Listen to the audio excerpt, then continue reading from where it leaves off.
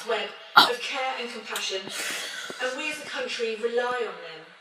So let's do more than offer them applause. Let us rebalance the system of wages and rewards in this country so that the most valuable people like care workers and nurses are valued above shareholders and stockbrokers. I've mentioned our national character and our National Health Service. Both rose to the challenge admirably. But what about our national leadership? Her Majesty's official opposition has maintained a consistent position. We will support the government in tackling this pandemic, but we reserve our right to scrutinise decisions and ask questions on behalf of the people. That is our proper constitutional role. We will be demanding a full public inquiry into the government's response to COVID-19. And one area in particular that will require forensic dissection is ministerial decision-making on procurement. On the 18th of March 2020, the Cabinet Office issued guidance on public procurement of PPE and other equipment to tackle the pandemic. This guidance noted that public bodies are permitted to procure goods, services and works with extreme urgency. By the 31st of July 2020, over 8,600 contracts had been awarded with a value of £18 billion.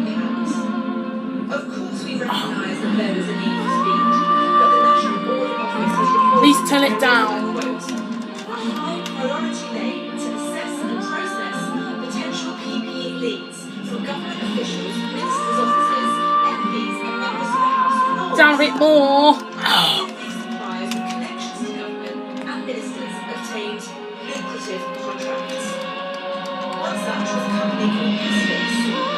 Oh, please turn. I'll just have to turn it down. Contract worth £108 million for PPE, which hasn't been properly tested. The House has heard of the case of Mr. Gabriel Gonzalez Anderson, who was awarded over £20 million as a middleman To turn it down. the PPE business founded by Michael Steiger, a Florida-based jewellery designer who said Sitting down. cold.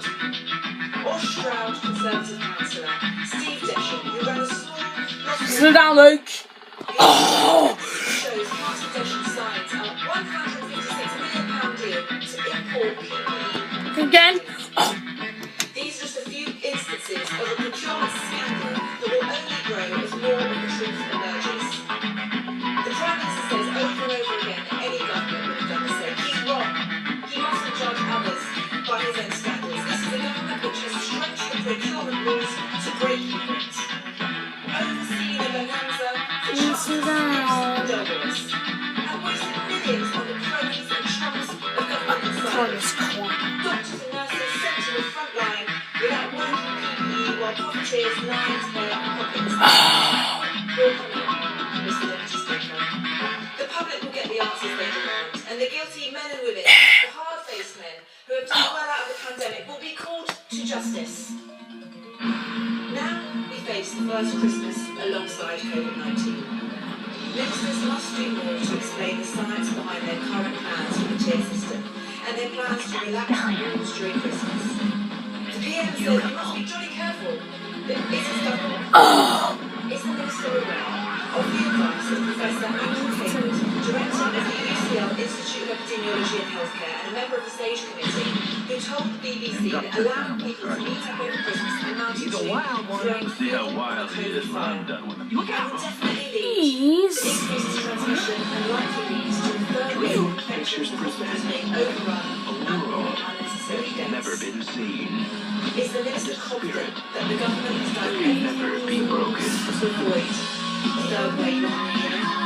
With today's announcement that London will be moved into Tier 3 just a week before rules are relaxed, is the Minister confident that the government can actually communicate these 3 rule changes to the public in the next week?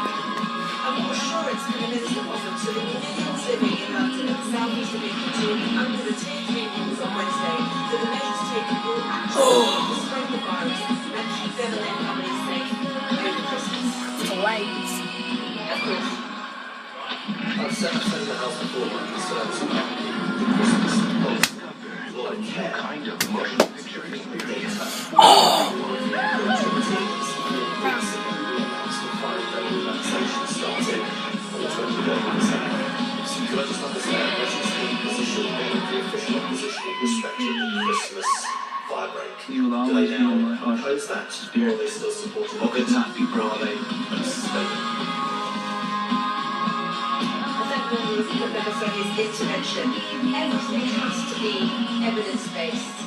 And we have been labouring under a misapprehension on this side of the House that the actual government has a control over the messaging that has been going out. And the confused, mixed messaging that has been relayed day after day by this government has left people utterly confused. And so that is why today I am saying that we need